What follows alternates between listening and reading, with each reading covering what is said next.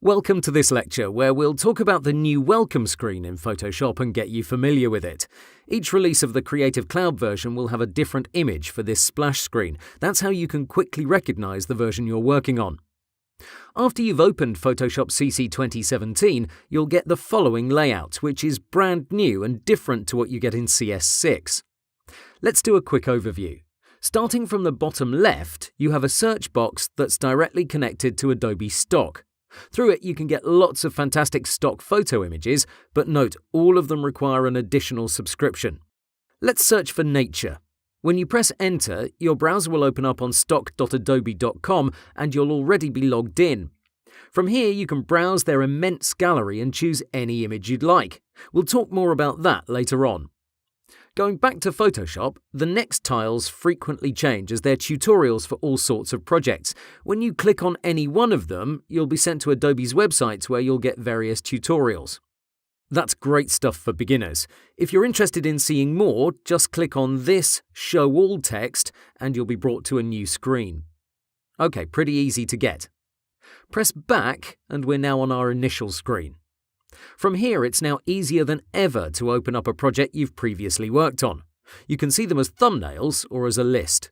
I'd go with the first option because it's more likely you'll recognize your work based on these previews rather than their names. This is a simple change versus CS6 that makes a big difference.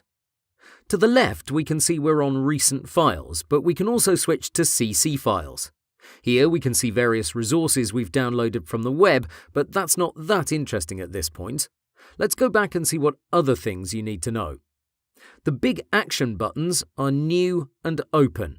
We'll talk about creating a new project in a separate video because there's lots to be discussed, and the Open button is as straight as it can be. But say you're old school and you just want to see your regular Photoshop when you open it. How can you do that? Well, just press the Escape key and there you go.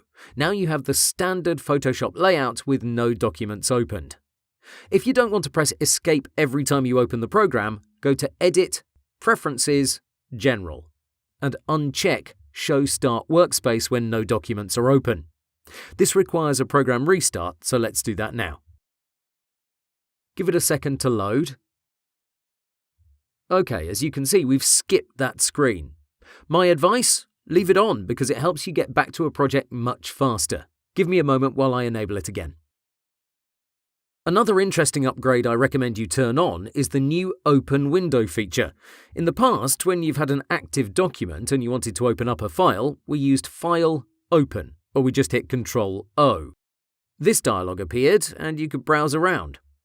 Let's go to Edit, or the Photoshop tab if you're on a Mac, Preferences, General. Okay, from this window, we'll choose Show Recent Files Workspace when opening a file.